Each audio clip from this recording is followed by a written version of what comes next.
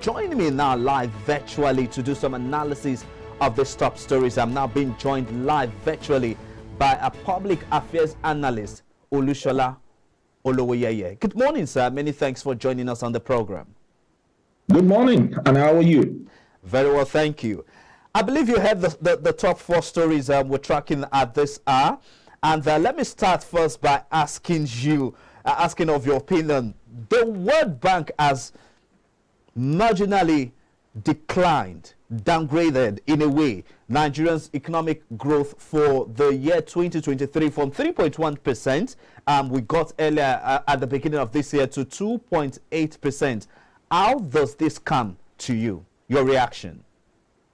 Okay, thank you very much. My first impression about this feedback is totally reflective of what has happened within the economy, most especially based on the policies of the last administration. The first quarter witnessed a redesign, which actually, collapsed major economic activities of the country. And starting the year off with that kind of a policy, and we experiencing low trade activities, and Nigerians were unable to move on. Businesses have quite a lot of challenges as a result of this policy. So I'm not surprised that they had to downgrade the growth in GDP of Nigeria. So let's talk about let's talk about Nigerians' gross domestic product for report for the first quarter of the year. Do you see? So what I like to know your projection for the next quarter. Do you see any slight improvement, especially with the removal of fuel subsidy and its impact on the masses, also on inflation? Do you see any slight increment in the next quarter? Okay, thank you very much. Considering when you say next quarter, I'm sure you mean third quarter and fourth quarter. We'll be wrapping up in June, I guess. Yeah. In June. Now, I don't expect anything so much significantly different from what we have experienced in the first quarter in this second quarter that is ending in June. Because the new administration kicked off just barely some few days back. I'm sure May 29th till date, we can still count less than 10 days. And so nothing specifically will have changed the kind of growth that we will have experienced in the second quarter. It's also important to note that the election period also impacted on the first quarter result because there was an extension which further slowed down business activities apart from the Naira redesign. And consistently, you've seen inflation continue to increase, interest rates increasing, and this is really challenging the economy so much. So let's move on to the next story now. Ibrand, that's the Independent Petroleum Marketers Association of Nigeria, saying that the price of petrol at depot has increased by 100% due to the removal of fuel subsidy. And now they are saying that 33,000 metric tons of tanker of petrol that used to sell at 8 million naira now sells at 22 million and 23 million. Currently, we are complaining that the price of premium motor spirit known as petrol, which has gone up from 195 naira to 500 naira per litre, Nigerians are complaining about it. But with an increment in the depot price, what do you think this will have? What impact or what ripple effect do you think this will have on the pricing of PMS? Do you see a decline or a higher rate in the price of PMS? Okay, definitely initially we're going to experience increase, but in the long run, definitely things will pan out based on demand and supply, and then we will be able to get some decrease in price, but not in this initial first period of a quarter. Talking about the next 3 months, we are not expecting anything, declining yet until things start settling down, and then we start getting more product in, and then some of the palliatives that are going to come will, the panic buying and quite a lot of things will sort out, and then we can then start experiencing, a bit of a decrease until again the refinery kicks off, and then there's more local production of the petroleum motor spirit to be able to cushion whatever importation effect that we're having on the increase in price. I love your analysis, and I also love your the optimism at least you're bringing to bear, so that our viewers out there will realize that there's still hope even at the end of the tunnel. But then again, the Group Chief Executive Officer of the Nigerian National Petroleum Company Limited, and that's Mele Kyari, is saying that there is no need, that Nigerians should not expect any further decrease in the price of premium motor spirit petrol. And now, my question now is, if we're going to be having increase in the price of premium motor spirit, what happens to business operators, to players in the downstream sector? Do you think that they are also going to be making a lot of profit as well? Because if the NNPCL is giving us a certain price tag, and the marketers also want to stay in business, are also increasing the price tag even higher than what we have now, what do you think this will become of the ordinary man out there?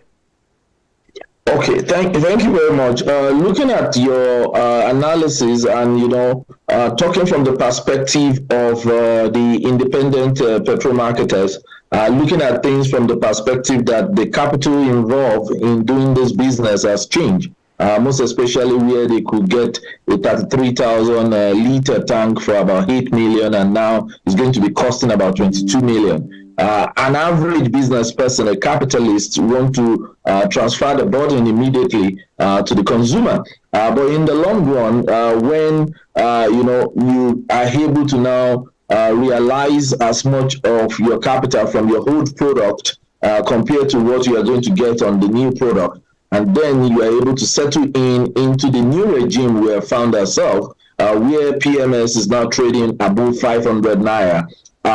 And we have so many marketers in this market, so also there are so many demand also going on, and so competition will set in, and each marketer will have to sell at a margin that allows them to be able to push their product out and remain relevant in the market. However, you will price yourself out of the market if you don't take the right step. It's not just to continue to say NNPC. We have now got into a regime whereby independently you need to look for most efficient way to be able to continue to trade in this market, not relying on government to take care of the inefficiency that has persisted in this sector for too long, that gives some people abnormal profits in this kind of environment. But with a situation where subsidy has now been removed, everybody needs to go back to the drawing table, look at their templates well, and look at how their operations work in a way and manner to be able to land this product at a minimal cost and make sure that they put their own minimum margin and be able to continue to remain in business. That would be my perspective as of now. Okay, great. Thank you so much for that insightful thought and insight on this topic. But I still want to stay on fuel subsidy. Now, the issue of the ripple effect on the standard of living of the ordinary Nigerian out there, we can't stop talking about it. And as it is in Nigeria, there's a common norm in Nigeria that when the price of commodities goes up, it hardly comes down. I understand that labor, on one hand, are already having conversation with the new government to see how they can put on palliative that will cushion the effect of this fiscal policy on households. Now, if we have that on one hand, what other measures should government put in place to ensure that there is a regulation to pricing of commodities, especially food commodities? Okay, thank you very much. And, I would like to respond to this with this slogan, what you might call a quote.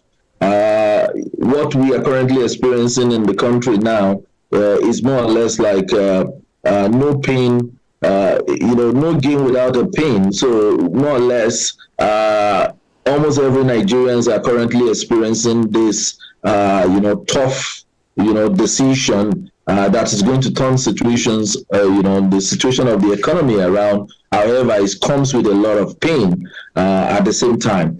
However, in the long run, what we can be assured of is that if what is being recovered back from this kind of decision goes into education and health, and I'm sure I've also explained in the past that if education and health is well taken care of, I want to believe that issue of terrorism and issue of security will also be addressed indirectly. And so if you look at prices continuously looking like it continues to go up and is not going to come down the way things have been done over time in Nigeria. Look at diesel, for example. It was deregulated. At some point last year, it went as up as 850, but I'm sure you know what the market looks like now. It's a function of demand and supply, and it's a forces, the forces of demand and supply over time will definitely drive price down. As long as there's no room for too much inefficiency in the market. So currently now, palliatives are going to be rolled out, and I want to believe the new administration needs to be very quick and do quite a lot of awareness to be able to address the concerns of most Nigerians in terms of first of all, minimum wage needs to be increased to be able to sustain whatever that is currently going on. You've seen some of the public sector, including state government, trying to reduce number of days that people need to commute or transport to the office. Rather, they should work using technology to drive things. Quite a whole lot will be rolled out to be able to address this. Discussions are also already going on with labor in terms of the World Bank $800 million that is going to be made available to take care of the lower bottom, the people that will feel the direct impact of this, petrol PMS going very high as a result of removal of what subsidy. I want to believe that within a space of we don't expect this to turn around within a quarter or two. Maybe first quarter 2024. Maybe we'll start seeing some relief from this very, very high or sharp increase that we are experiencing. This is a decision that we have delayed right from 2012 till date. You can imagine how long that we continue to hold back because we just want to continue to subsidize inefficiency, subsidize quite a whole lot of things that has cost us, security cost us quite a lot of loss in revenue. And, this has led into quite a lot of deficit, which has not positioned us well at all. I think is the right decision in the right direction, even though the pain might be so much now, but in the long run, we'll be better for it. Okay, Mr. Olushola, I like your submission on this subject matter, but just like you said, we should not expect any impact for the short term, perhaps on the long term. And you said maybe the first quarter of 2024. So that means Nigeria is on for a long wait for that renewed hope that we actually voted for. But as we wrap up this segment of the program, now let's talk about this controversy about the national carrier, the Nigerian Air project. I still cannot understand the rationale behind why the former Minister of Aviation in person of Senator Adi Sirika has to launch this project just, let's say, a day or few days towards the end of the past tenure. This for going by the reports that we got from the MD of the NCAA, that's the Nigerian Civil Aviation Authority, saying that some of the aircraft that was used to launch the Nigerian air carrier were borrowed. Is this not a big slap to our face as a nation, that a country that claims to be the giant of Africa does not have an operational, productive national carrier? How do you react to this? Okay, it's not a very interesting one to say, and it doesn't portray us in a very good light. One of the things, or the way I would look at this, is maybe there's so much of personal ambition or trying to. Olushola, Oluwayeye, are you still there? Go ahead with your submission.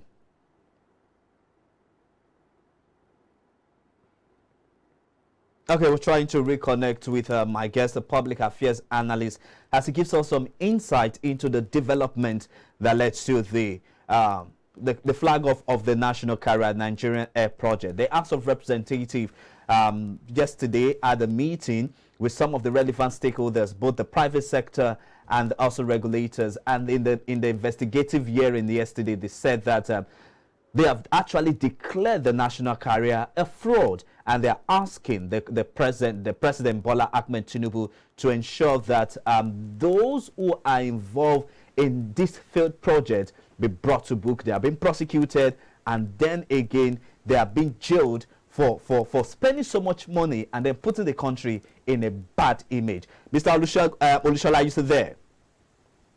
Yes, I can hear you very clearly. Let's go ahead with your submission as we wrap up the segment.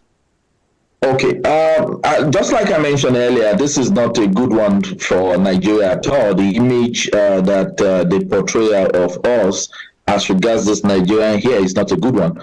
More or less, it's a push of a personal ambition or the decision to want to credit the last administration with achieving what exactly does not have a subject matter to be able to drive it.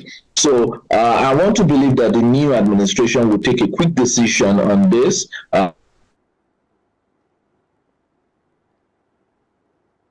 Olushola Oluwayeye joins me live from the United States, doing some analysis of some of the top business story we're tracking at this on Business Breakfast. Are you still there, sir? Yeah, the network is trying to play fast tune on us, irrespective of the country that you are. The network is one aspect of technology that you cannot gamble with. Are you still there? Okay, with that, it's a wrap of the top 4 business stories we're tracking at this time on Business Breakfast. But still to come on the program this morning. Nigeria's equities market on Tuesday rerouted north by 0.42% despite its negative take-off for this week trading. Details in a moment after this break as we look at market review on the program. Don't go nowhere. It's the Business Breakfast on iBrandTV.